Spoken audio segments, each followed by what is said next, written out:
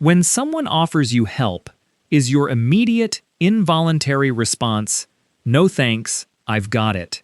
Let's talk about why we do that. For many of us, this isn't just a polite habit. It is an instant, defensive reflex. It is a shield we slide into place before we even have time to consciously process what is happening. We reject assistance, we minimize our own struggle, and we wave away the hand reached out to us, all while carrying a load that is quietly crushing our shoulders. If you find yourself nodding along, there is a very good chance you belong to a specific generation. If you grew up in the 1970s or 80s, there is a distinct sound that might still echo somewhere in the quiet corners of your memory. It is the metallic click of a key turning in the lock of an empty house.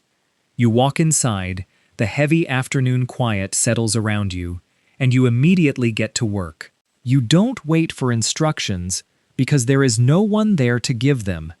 You make your own after-school snack, you start your homework at the kitchen table, and you figure out how to pass the long hours until the adults finally get home.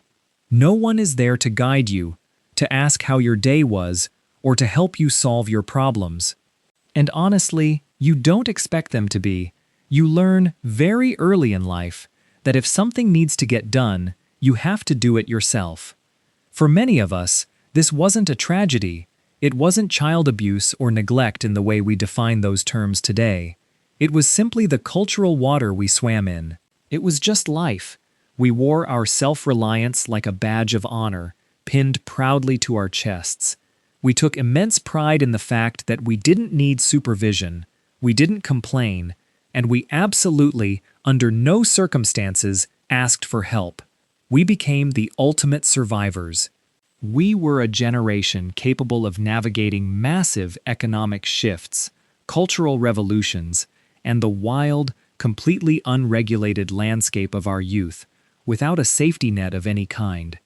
But now, as we find ourselves navigating our late 40s, 50s, and early 60s, a quiet and heavy realization is starting to settle in. That same fierce independence, which served as our ultimate survival weapon for decades, has slowly hardened into something else. It has become a psychological cage. What started as a brilliant, highly effective coping mechanism in our youth has morphed into a toxic habit of hyper-independence. And it is quietly, steadily burning us out from the inside. To understand how we got here, we have to look back at the unique environment that shaped us. Many people who grew up during the 70s and 80s did so under a specific set of cultural and societal circumstances. It was an era marked by skyrocketing divorce rates, economic instability, inflation, and a massive shift toward dual-income households. The prevailing parenting philosophy of the time, whether intentional or simply born of necessity, was highly hands-off. We were the latchkey kids. In that environment, relying on others was often a liability. If you relied too heavily on an adult, you were frequently met with disappointment, broken promises, or simply a distracted shrug. If you showed weakness or admitted you couldn't handle something, you risked being targeted, teased, or dismissed. So, we adapted. We developed an internal rulebook, a set of unwritten laws engraved in our minds. Be strong, be quiet, keep your head down, and rely only on yourself.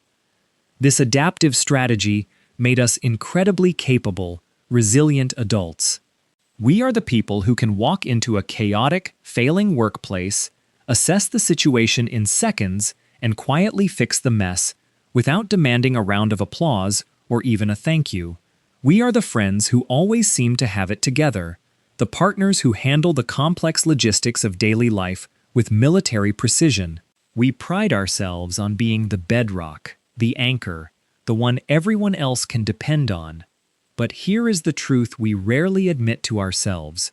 When a survival mechanism is left active for 40 or 50 years, it stops protecting us. It starts consuming us. Today, Many of us are living in what can only be described as the pressure cooker of midlife. We find ourselves occupying a demanding space, often referred to as the sandwich generation. On one side, we may still be supporting our children, who are trying to launch their own lives in a world that feels far more complicated, volatile, and expensive than the one we entered decades ago. On the other side, we are watching our parents age. We are dealing with their declining physical health, cognitive changes, doctor's appointments, and the profound, exhausting emotional weight of role reversal. At the very same time, we are trying to maintain our own careers, manage our own physical aging, and keep our households running. The sheer volume of daily responsibility is staggering. Yet, because of our early training, our default setting when the pressure mounts is not to reach out for support. It is to tighten our grip, close our mouth, and push through the pain. We tell ourselves that we can handle it. We always have. Why should now be any different? But there is a vast, critical difference between healthy independence and hyper-independence. Healthy independence allows you to stand firmly on your own 2 feet while still recognizing that you are part of a larger community. It allows you to say, I am capable of doing this, but I don't have to do it entirely alone. Hyper-independence, on the other hand, is not a sign of strength. It is a coping mechanism rooted in fear. It is the subconscious belief that asking for help is a confession of weakness, incompetence, or a betrayal of your own character. It is the deep-seated conviction that if you let your guard down, even for a single moment, or if you trust someone else to carry the load, everything you have worked so hard to build will come crashing down around you. This creates a profound, agonizing internal conflict. On the outside, you look like an impenetrable pillar of strength. On the inside, you are running on fumes. You might feel a deep, bone-weary exhaustion that a full night's sleep cannot seem to fix. You might also notice a simmering, quiet sense of resentment building up toward the people in your life. You look around and wonder why no one ever steps up to help you, why no one notices how tired you are, and why you have to carry it all. Yet, if you look closely at the dynamics of your relationships, you might realize something uncomfortable. When someone does notice, and they offer to step in, what is your immediate response? It is that quick, defensive, no thanks, I've got it. We reject assistance before we even give ourselves a chance to process the offer. We do this because admitting we need help triggers an ancient, deeply ingrained discomfort. It makes us feel vulnerable, exposed, and out of control. To a brain wired for survival in the Latchkey era of the 70s and 80s, vulnerability doesn't feel like a path to connection. It feels like danger. This automatic rejection of help creates a lonely, self-fulfilling prophecy. Because we constantly tell everyone we've got it, the people around us eventually take us at our word. They stop offering. Our partners, our children, our friends, and our colleagues assume we are invincible because we have spent decades pretending to be. They step back, not out of selfishness or lack of care, but because we have built an impenetrable, seamless wall of competence around ourselves. We end up isolated in our own strength. We carry the weight of the world, feeling deeply lonely and unappreciated, while simultaneously refusing to hand over even a fraction of the load to anyone else. This takes a devastating toll, not just on our mental and physical health, but on our relationships. True intimacy requires mutual dependence. It requires the willingness to be seen in our moments of weakness, to look at someone we love and say, I am struggling right now, and I need you.